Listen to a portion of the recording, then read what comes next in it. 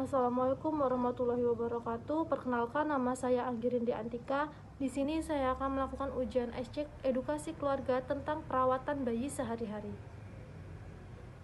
Baiklah, di sini untuk alat dan bahannya ada handscoon, ada bahan instrumen, ada kasta steril, dan ada termometer. Setelah menyiapkan alat, selamat datang Ibu. Perkenalkan, nama saya Bidan Anggi. Saya bidan bertugas pada pagi hari ini ya Bu ya. Sebelumnya ada bisa saya bantu? Oh ya, di sini Ibu ingin memeriksakan bayinya ya. Ibu belum mengerti cara perawatan bayi sehari-hari bagaimana. Oke, baiklah kalau begitu. Izinkan saya menjelaskan tentang perawatan bayi sehari-hari, di mana tujuannya agar Ibu mengetahui bagaimana cara perawatannya.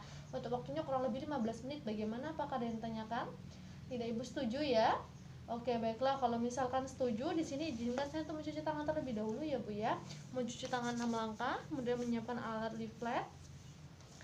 Ibu, di sini sebelumnya bagaimana cara menyusui bayi sehari-harinya? Oke, baiklah, udah bagus ya. Ini pakai ASI ya, ASI eksklusif ya. Nah, bagus. Untuk ASI tetap dilanjutkan. Nah, untuk pemberiannya itu minimal 2-3 jam. Setelah itu nanti jaraknya 2-3 jam. Nggak boleh lama-lama ya.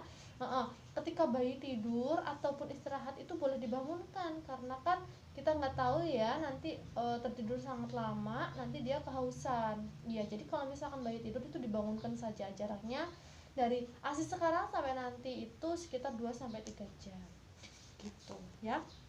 Terus kemudian di sini nih ada gambarnya kan di sini. Kemudian untuk bonding attachment atau untuk ibu sama bayi itu harus lebih dekat lagi. Iya, karena apa? Karena sangat penting. Nah, makanya itu tujuannya ibu menyusui bayi itu tujuannya agar antara kedekatan ibu sama bayi itu selalu terjaga seperti itu ya. Terus ini bagaimana cara perawatan bayi sehari-hari, kemudian di sini bagaimana cara menghangatkan. Nah, menghangatkan bayi itu sangat penting karena bayi rawan banget untuk kena hipotermia atau dia merasa kedinginan. Nah, nanti ketika pipis itu dapat segera diganti ya, terus nanti dikasih selimut pas saat tidur seperti itu. Itu penting sekali. Ini puputnya pusatnya belum puput ya Ibu ya? Belum. Oke, baiklah kalau begitu saya akan melihat dulu, mengecek dulu ya. Kemudian kita memakai sarung tangan untuk pengecekan. Oke. Setelah memakai sarung tangan, kita mengukur suhu bayi. Bayinya mana Bu? Oh, ini di sampingnya sama bapaknya ya. Oh iya, bayi ini. Oh, ini sama bapaknya. Jangan digendong Bu. Nah, kita cek dulu ya suhunya ya adek ya. Itu suhunya normal 36,2 ya.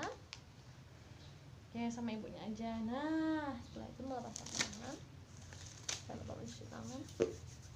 Ibu, di sini kan suhunya bagus. Nah, tapi harus mengerti tanda bahaya pada bayi. Nah, apabila suhunya lebih dari 37,5, ibunya juga harus waspada. Kemudian warna bayi kuningan. Kemudian warna bayi itu kuning. Nah, itu juga harus waspada ya, seperti ini. Ada gambarnya di sini. Nah, seperti ini.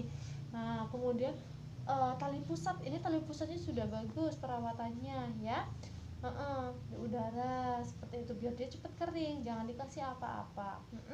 Nanti kalau misalkan keluar nanah, warna kemerahan, warna keluar nanah, nah itu harus waspada, takutnya nanti terjadi infeksi ya.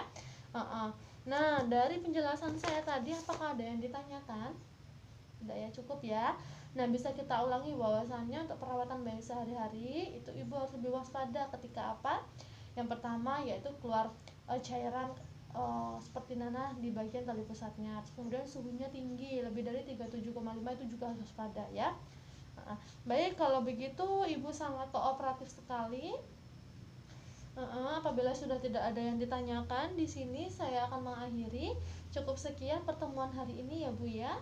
Kalau begitu terima kasih atas kerjasamanya Ibu. Selamat siang.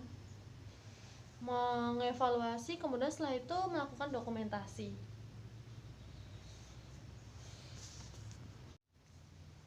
Selamat datang Ibu. Silakan duduk. Perkenalkan, nama saya Bidan Anggis yang bertugas pada pagi hari ini ya Bu ya. Sebelumnya ada yang bisa saya bantu? Oh, ingin memeriksakan kehamilannya. Di sini kakinya agak bengkak ya. Baik, kalau begitu izinkan saya di sini untuk memberikan konseling tentang tanda bahaya di trimester ketiga ini ya. Nah, tujuannya agar Ibu mengetahui apa saja sih tanda-tanda bahaya di trimester ketiga ini. Untuk waktunya kurang lebih 10 menit. Bagaimana, apakah ada yang ditanyakan? Tidak cukup? Oke, baiklah kalau begitu izinkan saya terlebih dahulu menyiapkan alat dan mencuci tangan ya Bu. Jangan lupa mencuci tangan 6 langkah. Kemudian kita menyiapkan alat seperti leaflet, alat tulis, jam tangan. Kemudian kita jangan lupa menjaga privasi pasien. Oke, baiklah Ibu bisa dimulai ya. Di sini sebelumnya keluhannya apa selain kaki bengkak? Itu saja. Oh, ibunya belum pernah melakukan cek laboratorium ya? Oke, selama di trimester ketiga ini. Oke, baiklah izinkan saya menjelaskan ya, di mana Ibu selama kehamilan itu banyak sekali tanda bahayanya, apalagi di trimester ketiga ini. Nah, adanya tanda bahaya yang pertama, gerakan janinnya berkurang. Terus kemudian di sini preeklamsi, atau bisa karena tensi terlalu tinggi, pusing, mata berkunang-kunang, seperti itu kalau preeklamsi ya. Terus kemudian perdarahan per vagina, perdarahan di bagian jalan lahir, ketuban pecah dini. Nah, itu tanda-tanda bahaya di trimester ketiga. Dimana saya jelaskan ya di sini, nih boleh dilihat di sini. Nah, dimana untuk preeklamsi, karena di sini kan ibunya kakinya agak bengkak ya, dan saya tadi 130/90 agak tinggi. Dimana preeklamsi itu nanti ketika ibu keluhannya matanya berkunang-kunang, pusing, kemudian bengkak pada bagian tangan seperti itu. Dan nanti bisa mengalami kejang juga bisa apabila nanti mengalami preeklamsi. Nah, seperti itu. Nah, kemudian yang kedua yaitu ketuban pecah dini, di mana ketuban pecah dini itu ketuban pecah sebelum waktunya, seperti itu ya. Nah, itu sangat bahaya sekali. Karena apa? Karena sebelum waktunya, belum ada pembukaan. Nah, ibu harus langsung periksa di bidan terdekat atau kesehatan terdekat, pusat kesehatan terdekat ya. Terus kemudian yang ketiga di sini bisa dilihat ya Bu ya.